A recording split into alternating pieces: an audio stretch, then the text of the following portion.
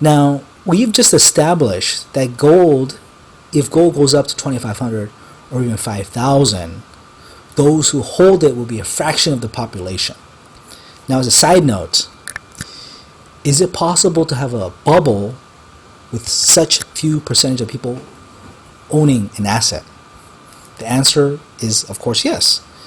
I have to disagree with some of the people I just mentioned, Stella and I think Da Vinci also, because if you have some basic knowledge of the Great Depression, you know that less than 3% of the population owned stocks, but it crashed and it had a devastating effect on the rest of the real economy, which lasted for years, if not decades and beyond.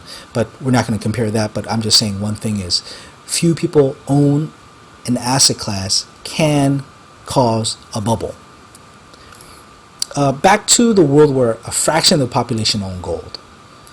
Those of you will now look at your gold and have an investment that is increasing in value 200%, maybe 500%, and for some of you lucky bastards out there, even more. How do you feel?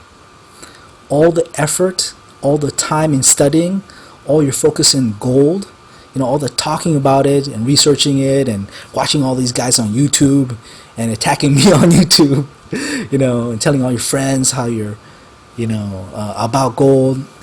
How are you feeling now? Are you feeling smug that you knew a secret? Did you knew something special that other people didn't know? That you're smarter than everyone else? How does it feel? Imagine in your mind, how does it feel when your investments go up, say, 5 times? Do you feel good? Do you feel great? Do you feel orgasmic? How do you feel? Now let's look at what you have though. If you take the average Joe, you may have an ounce or a few ounces. How many ounces do you own? 1, 5?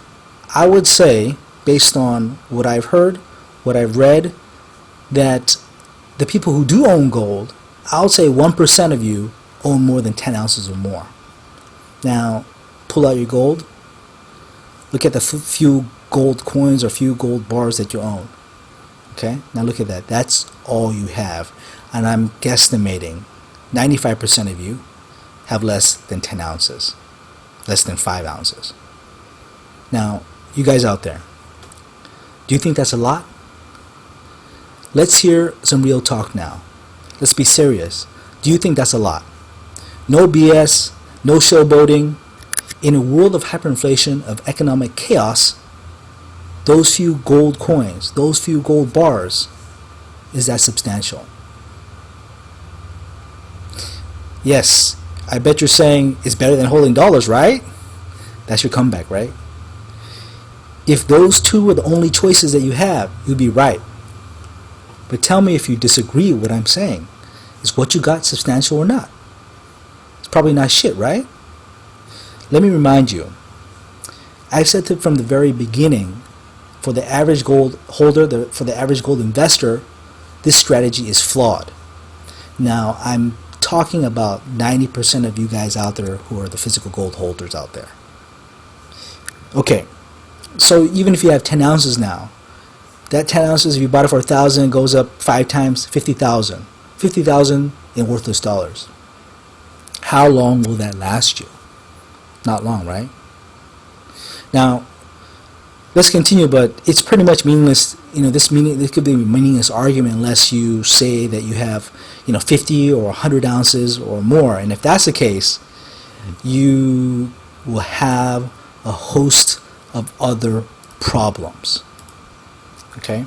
But as a quick side note, for those who have a lot of money, $500,000, $1 million in liquid assets, gold will definitely be part of your strategy, and a very big part if you're thinking about potential hyperinflation or crash of the dollar. But again, this is for the people here on YouTube, all the guys out there. I think you guys probably don't have, most of you don't have $500,000, $1 million, or what have you. And these are the people that I was going to be working with actually when one of the top investment banks wanted to recruit me for their wealth management. Just to let you know, we could talk about that later. But anyways, Gold holders are living in a world where they are outnumbered 100, 200, maybe 500 to 1. You are in a tiny minority. And this fact will be a huge obstacle in turning your gold into whatever you wish. You must realize that there is a vast ocean of difference when you have something valuable in a system based in law and order and instability. But when you take that away, what you once thought as extremely valuable may still be, but it may now come with an unforeseen new element of danger, possibly making it too risky to trade, let alone even show that you are a substantial gold holder. When we're talking about a worst case scenario, gold could be a controlled substance. Remember, you guys, again, we're planning for the worst case scenario, and it has arrived. Do you once think about or imagine what havoc the dollar crash could cause in a world and how it relates to your gold holdings? Like a chess player who thinks only one move ahead, you'd be a dead loser. So try to think a few moves ahead.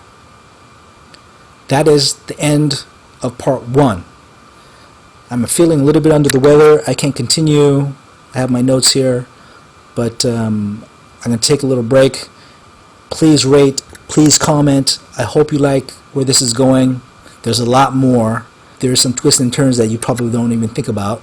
So please rate, please comment, add me on Facebook, and I will be back shortly, if not tonight, tomorrow. And again, at the end of my conclusion, I'm going to be offering something free, a free gift, free something that we're going to talk about for all my subscribers, give you opportunity to join me in this new little thing I got going, which I'm going to talk about later. Anyways, I'll talk to you guys soon.